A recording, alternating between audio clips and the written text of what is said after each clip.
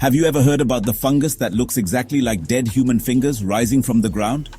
Deep in dark forests, Xylaria polymorpha literally pushes through the soil like zombie hands reaching for the living.